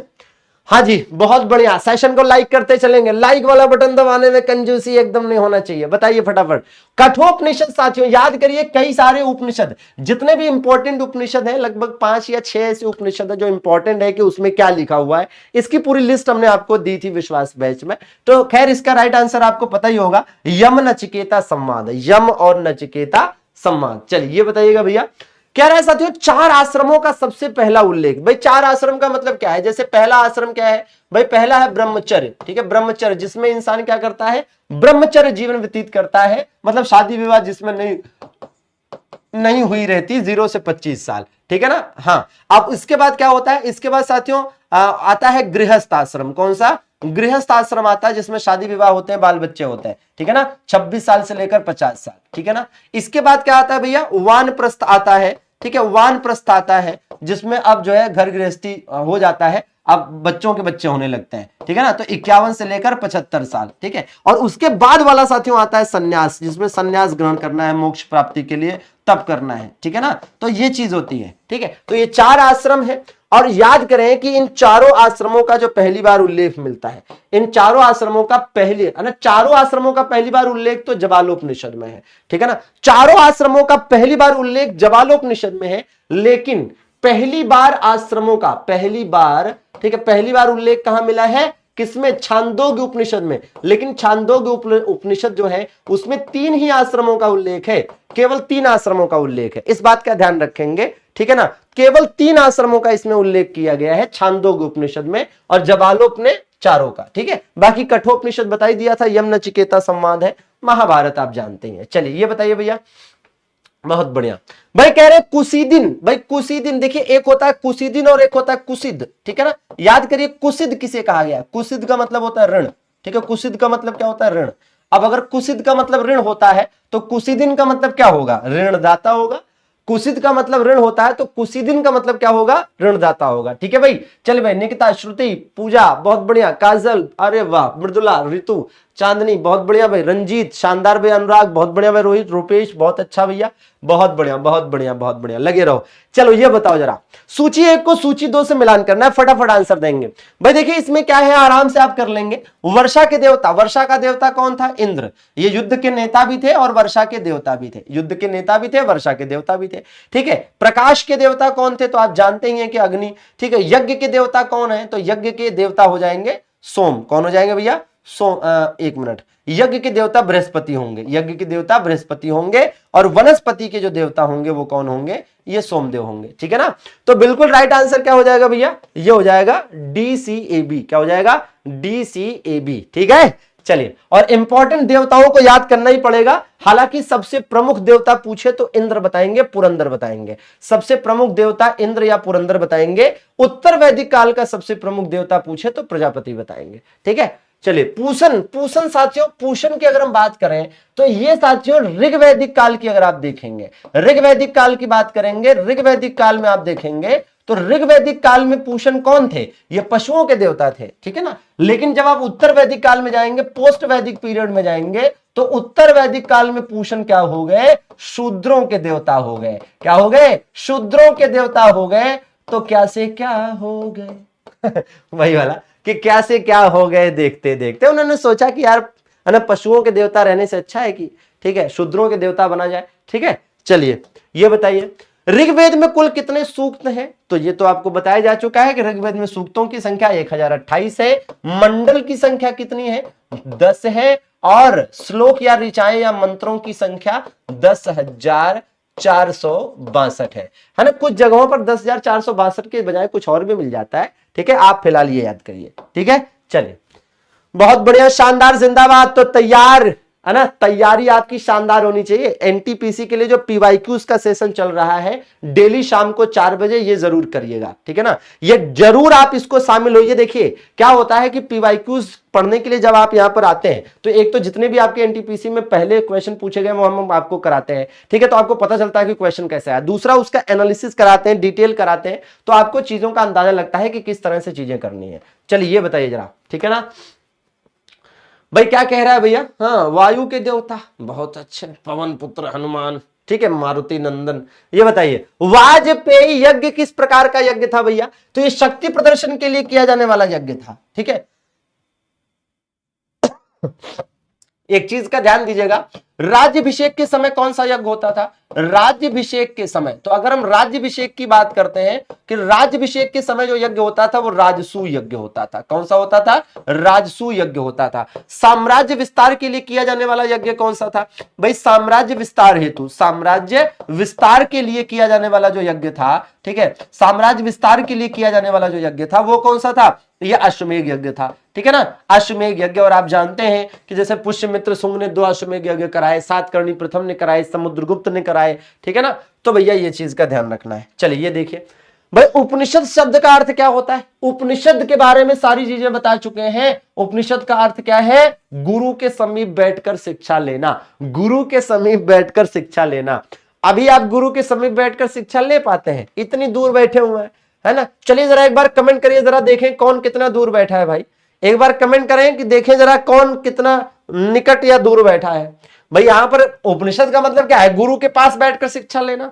ठीक है ना, हाँ, तो भाई देखा जाए जरा कि कौन कितना नजदीक है। अच्छा, महाराष्ट्र और बिहार, राजस्थान, झारखंड, बहुत बढ़िया, छत्तीसगढ़, आसाम, कर्नाटक, वेरी गुड, उड़ीसा, बहुत अच्छे, बिलासपुर, अच्छा, इलाहाबाद, बहुत अच्छे, कानपुर, बहुत बढ़िया, कोलकाता, ठीक है, ठीक है भैया, और बैतूल, ठीक है, आसाम, ठीक ठीक ठीक, झारखंड, ठीक, मध्य प्रदेश, ठीक है, और भैया कहां से? गोरखपुर, ठीक है, ठीक है, और चंपारण, ठीक ठीक ठीक, मथुरा, ठीक है, बहुत अच्छे, शानदार, जिंदाबाद, बहुत बढ़िया, बहुत बढ़िया, बहुत बढ़िया, ठीक ठीक ठीक, तमिलनाडु, झांसी, ठीक ठीक ठीक ठीक, बहुत बढ़िया, बहुत बढ़िया, Aurangabad, very good, very good, ठीक, बहुत अच्छे, बहुत अच्छे, दिल्ली, बहुत बढ़िया, गुजरात, जयपुर, बहुत अच्छे भैया, हाँ हाँ, बुरहानपुर, समस्तीपुर, ठीक है, लखनऊ ठीक ठीक।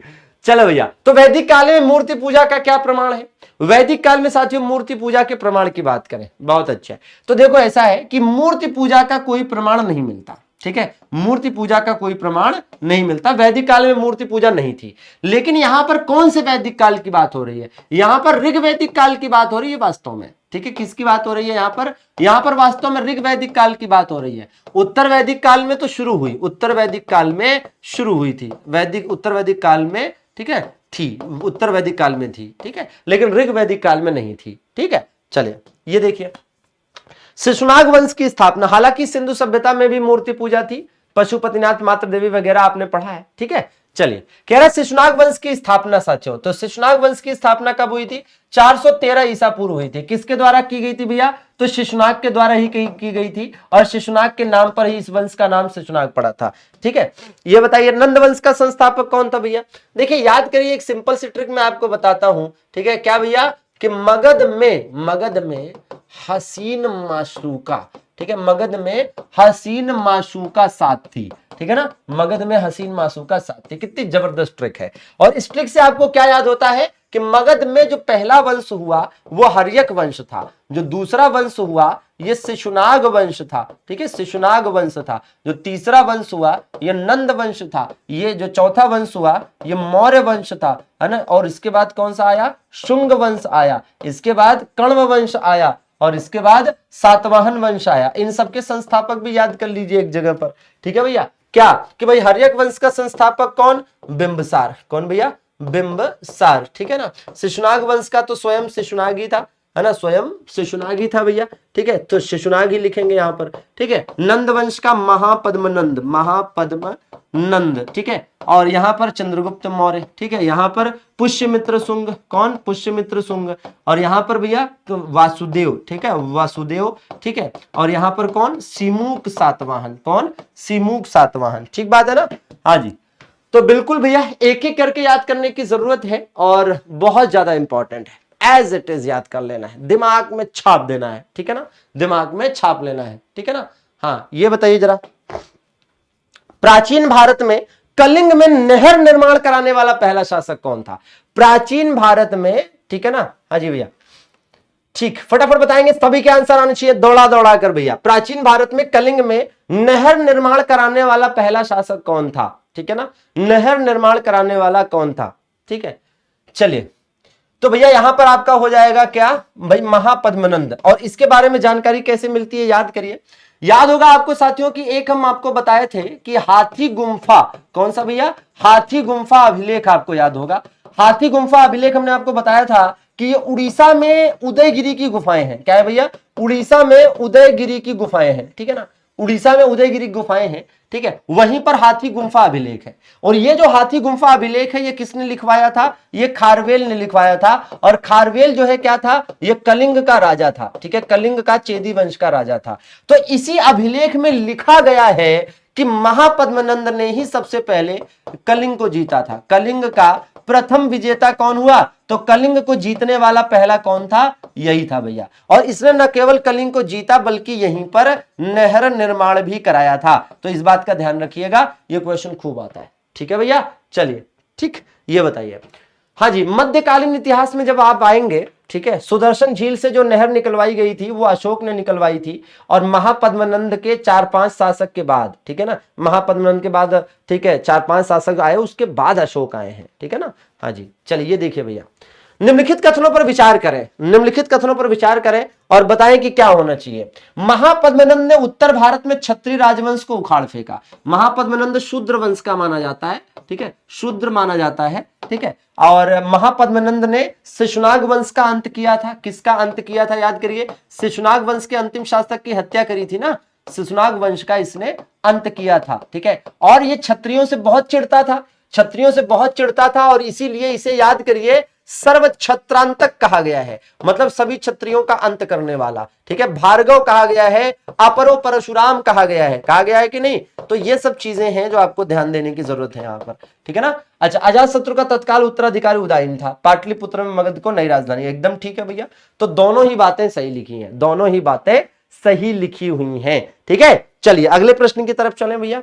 ठीक है भाई, कह रहा हाथी गुम्फा अभिलेख किस राजा के बारे में है? तो हाथी गुम्फा अभिलेख को लिखवाया किसने था? हाथी गुम्फा अभिलेख को खारवेल ने लिखवाया। और ये किस वंश का शासक था? ये चेदी वंश का शासक था। कहां का भैया? कलिंग का। और कलिंग को ही आज की डेट में क्या कहते हैं? कलिंग को ही आज की डेट में उड़ीसा कहा जाता है। कलिंग को ही आज की डेट में उड़ीसा कहा जाता है, ये बताएंगे। बहुत अच्छे, शानदार, जिंदाबाद। मौर्य साम्राज्य में प्रचलित मुद्रा, तो मौर्य काल की सबसे प्रसिद्ध मुद्रा कौन सी थी? पर्ण थी, और पर्ण किसकी बनी होती थी? चांदी की मुद्रा थी। हालांकि आप देखेंगे कि कांकड़ी मुद्रा भी थी तांबे की, है ना, तांबे की कांकड़ी मुद्रा भी चलती थी, और तांबे की एक और मुद्रा थी मौर्य काल में, माशक। ठीक है, तो माशक और काकड़ी नाम की तांबे की मुद्रा भी चलती थी, और सुवर्ण नाम की सोने की मुद्रा भी, ठीक है, मौर्य काल में थी। तो सोने की मुद्रा, चांदी की मुद्रा, तांबे की मुद्रा, तीनों धातुओं की मुद्राएं यहां पर चला करती थी। ठीक है ना। हालांकि भारत में प्राचीनतम सिक्के 6वीं शताब्दी ईसा पूर्व में पूर्वी उत्तर प्रदेश और बिहार का मगध वाले क्षेत्र में जारी किए गए थे, जिन्हें कारशापण कहा गया है, या आहत या सिक्के, या पंचमार्क सिक्के कहा गया है।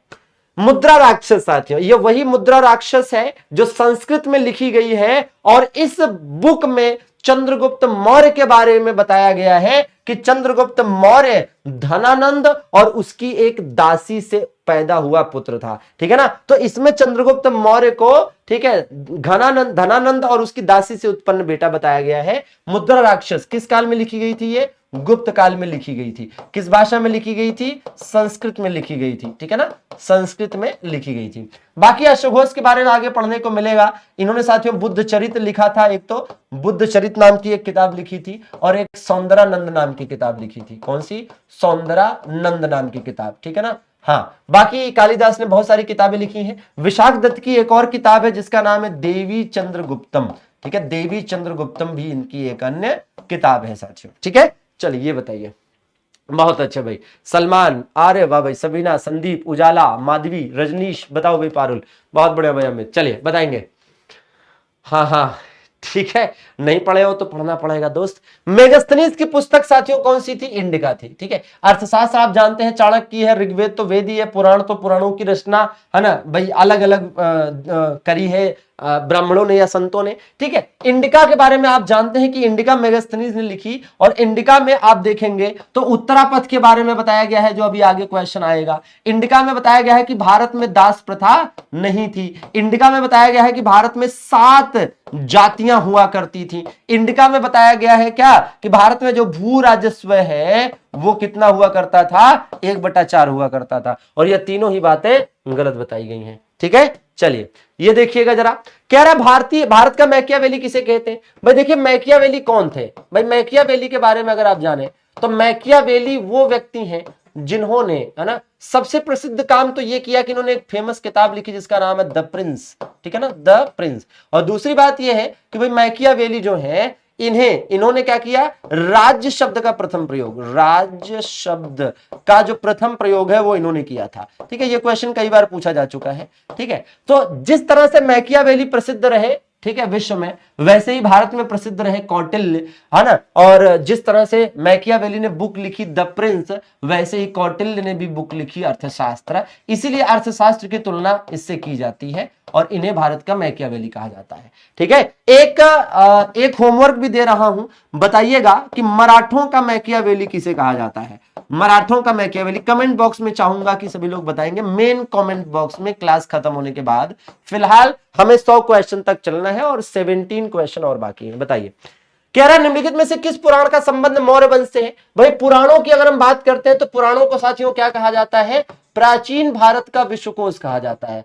पुराणों को क्या कहते हैं? प्राचीन भारत का विश्वकोश कहते हैं। प्राचीन भारत का विश्वकोश कहा जाता है। और पुराण साथियों कुल कितने हैं? तो कुल 18 पुराण हैं। ठीक है, कुल 18 पुराण हैं। और इसमें सबसे पुराना पुराण कौन सा है? इसमें सबसे पुराने पुराण की बात करते हैं तो भैया मत्स्य पुराण सबसे पुराना है। कौन सा? मत्स्य पुराण सबसे पुराना है। ठीक है, मत्स्य पुराण। ठीक है, और मत्स्य पुराण में किसकी जानकारी मिलती है? सातवाहन वंश के विषय में जो जानकारी है वो मत्स्य पुराण से ही प्राप्त होती है। ठीक है, ऐसे ही विष्णु पुराण है, और विष्णु पुराण से किसकी जानकारी प्राप्त होती है? विष्णु पुराण से मौर्य वंश के विषय में जानकारी प्राप्त होती है। ठीक है ना। और वायु पुराण ऐसे ही साथियों एक है, वायु पुराण, और वायु पुराण से किसकी जानकारी प्राप्त होती है? गुप्त वंश के विषय में जानकारी प्राप्त होती है।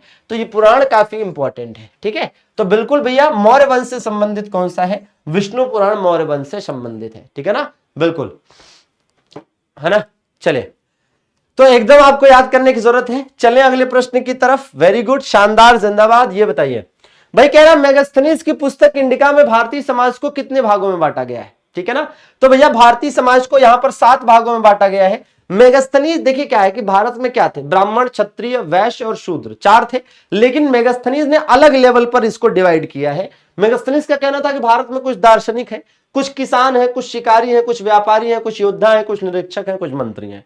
तो मतलब अलग ही लेवल का चला गया बंदा, ठीक है ना। हाँ जी, तो ये 7 भागों में बांटा है, ठीक है। चलिए, कह रहा मुद्रा राक्षस के अनुसार चंद्रगुप्त मौर्य किसके पुत्र थे, तो बता चुके हैं कि भाई मुद्रा राक्षस में चंद्रगुप्त मौर्य को धनानंद और उसकी दासी से उत्पन्न पुत्र बताया गया है, और उस दासी का नाम क्या बताया गया है भैया, आगे चलकर मूरा बताया गया है, ठीक है ना। क्या बताया गया है, मूरा बताया गया है। और इत्तेफाक से चाणक्य ने इन्हीं को गोद लेकर, इन्हीं को शिक्षा दीक्षा देकर, है ना, धनानंद के खिलाफ खड़ा कर दिया, उसे मरवा दिया, ठीक है ना। मौर्य वंश स्थापित हो गया। इंडिका के अनुसार उत्तरापथ, भाई उत्तरापथ क्या था, उत्तरापथ साथियों एक सड़क थी, एक कच्ची सड़क थी, ठीक है। ये क्या थी, ये साथियों एक कच्ची सड़क थी, है ना, ये कच्ची सड़क थी जो सिंध को बंगाल के सोनार गांव से जोड़ती थी। चंद्रगुप्त मौर्य ने इसे जब बनवाया था तब ये कच्ची सड़क थी, उत्तरापथ नाम था, और जब शेरशाह सूरी ने इसे पक्की कराया तब इसका नाम चेंज होकर क्या हो गया था, सड़क ए आजम हो गया था। क्या हो गया था, सड़क ए आजम हो गया था। और इसी सड़क ए आजम को आगे चलकर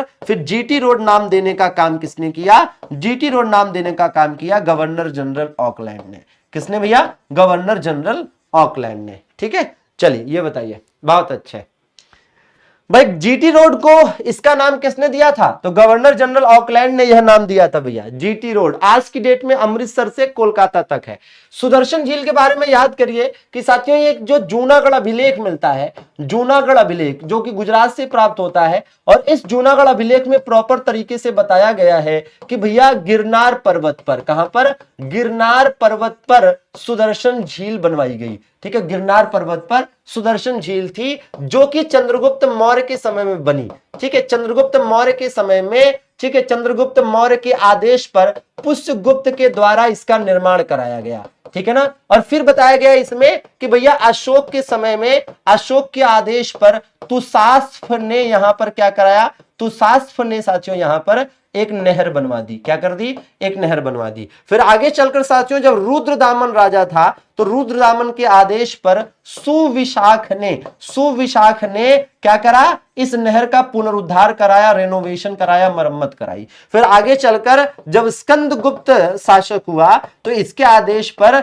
यहां पर पर्णदत्त ने क्या कराया, पर्णदत्त ने भी इसका पुनरुद्धार कराया। और ये सारी जानकारियां कहां से प्राप्त होती हैं, इस जूनागढ़ अभिलेख से जो रुद्रदामन ने लिखवाया था, ठीक है ना, रुद्रदामन ने लिखवाया था और संस्कृत भाषा में है, ठीक है ना। तो आप एज इट इज याद कर सकते हैं, बहुत जरूरी है, ठीक है ना। चलिए अगले प्रश्न की तरफ चले। अशोक के प्रमुख कुल कितने स्तंभ लेख हैं, अशोक के स्तंभ लेखों की संख्या कितनी है भैया, तो देखो हमने बताया था कि स्तंभ लेख में पहला लेटर स है और दूसरा त है, पहला स है और दूसरा त है, तो ये देखो 7 हो गया, ठीक है ना, ऐसे याद हो जाएगा। और इस 7 को 2 से क्या करो, मल्टीप्लाई कर दो, तो 7 दूना क्या हो गया, 14 हो गया। 14 क्या है, 14 शिलालेख है, 14 क्या है, 14 शिलालेख है, ठीक है ना। हाँ जी,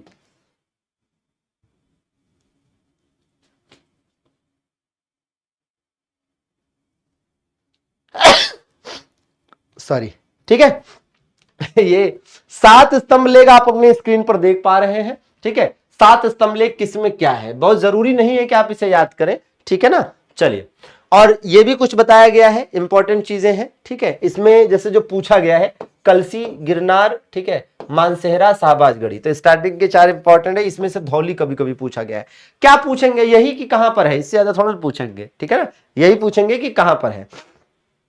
अशोक का कौन सा अभिलेख कलिंग युद्ध के बारे में बताता है भैया, हाँ सीताराम, सीताराम। चलिए, अशोक का कौन सा शिलालेख कलिंग युद्ध के बारे में, भाई हम सब जानते हैं कि इंपॉर्टेंट है 13वां शिलालेख। कौन सा भैया, 13वां शिलालेख। तो जो 13वां शिलालेख है इसी में कलिंग युद्ध के बारे में बताया गया है। इंपॉर्टेंट वाले शिलालेख हमने सारे आपको बता दिए थे कि भैया पहला वाला इंपॉर्टेंट है, याद करिए, ठीक है, 5वां वाला इंपॉर्टेंट है, याद करिए, चौथा भी इंपॉर्टेंट है, 7वां और 8वां आपको इंपॉर्टेंट बताया था, ठीक है, धम्म यात्राएं जिसमें है, और फिर बताया था कि आपको 13वां याद कर लेना है। तो जो इंपॉर्टेंट थे वो आपको बता दिए थे भैया, वही जिन पर स्टार लगा है उनको जरूर याद कर लीजिए। बाकी अगर आप 14 याद कर सके तो भैया आप तो फिर, है ना, हाँ एकदम फिर, है ना, दिग्गज है फिर। चलिए ये बताइए भैया, कह रहा अशोक के निम्नलिखित में से कौन से शिलालेख में कुछ उत्सवों में जानवरों की बलि पर प्रतिबंध लगा दिया जाता था। ठीक है ना।